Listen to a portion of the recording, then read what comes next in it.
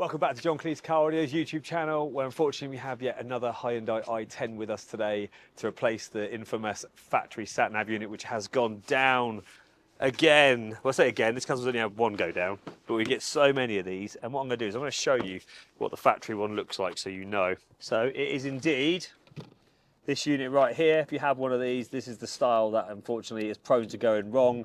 And for some reason, there isn't really anyone that's repairing them at the moment, and replacing them off the shelf from like companies like ourselves isn't that common because there's no easy, simple solution to do the job. So if this is our first video, then welcome to our channel. If you've seen other i10s that you know on our channel, sorry, you'll know that we have created a solution which really gives you exactly what you need without having to spend the money that Hyundai want to replace it. Because if you don't already know, they quote anywhere between, I've heard, £3,000 all the way up to £5,000 to replace these units, which is bonkers money for the system.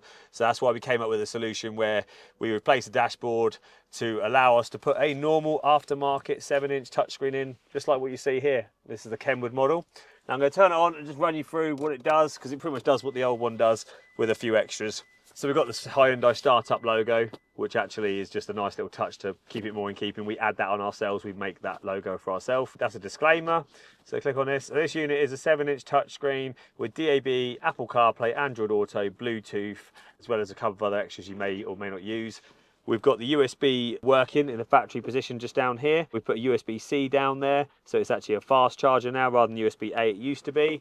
We've then got all the steering wheel control buttons working, so you've got volume up and down, track up and down, answer and hang up and such. And if I run you through, so DAB is quite simple. We go to DAB, we're utilising the original DAB area on this car, so now the customer can go through magnifying glass and then just scroll through all the channels in alphabetical order when they've chosen the one they want. For example, Heart UK, you just select it, wait a couple of seconds, store it by pushing and holding number 1, and then you've got your favourite radio stations on the right. It's got a reverse camera input as well, so you can add a reverse camera on it. Now I'm going to get my phone connected via Apple CarPlay, but I've just noticed, silly me, I've left my phone actually in the shop. So hold that thought, I'm going to go run and get it.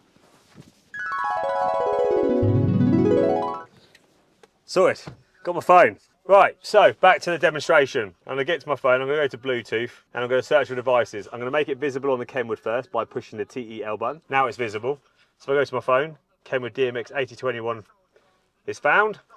And all you want to do is you just want to accept every single question it says to you. So do you want to pair? Pair. Do you want to say yes on the Kenwood? Yes. Allow contacts to be synchronized. And then what your phone will say, do you want to do CarPlay in about 3, 2, oh, quicker than I thought. Hit continue. And then the unit will just say, do you want to do CarPlay? Well, of course we do. That's what we're doing this video for. And then we wait about 5 seconds. It'll do its handshake from Bluetooth, switch over to Wi-Fi and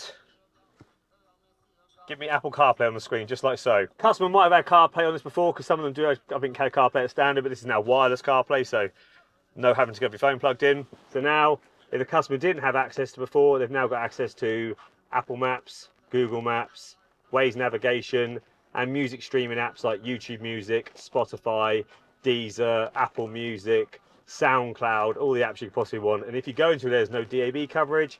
You've also got handy apps like internet radio, like Radio Player and Rayo and such. It's really nice, split screen, so you can have your music on your right, Navi on the left, widgets so you can see your clock and temperature and all that. Apple CarPlay is a game changer. It also supports Android Auto as well, just in case you are an Android user. It's got a HDMI in as well, so this customer didn't want it, but you could add a HDMI input into the glove box, for example, and put like an Amazon Fire Stick into the car to watch Netflix for whatever reason.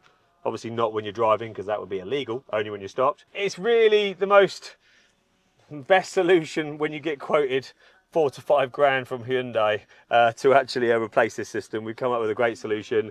If you're wondering what happened to your hazard buttons, they're all here now. So you've got your hazard switch here, you've got your passenger airbag light illumination here, and you've got your seatbelt lights there, which are all integrated into the old fascia, as you can imagine. So we've actually changed this fascia for a different one, put these different switches in, and allowed a normal 7-inch screen.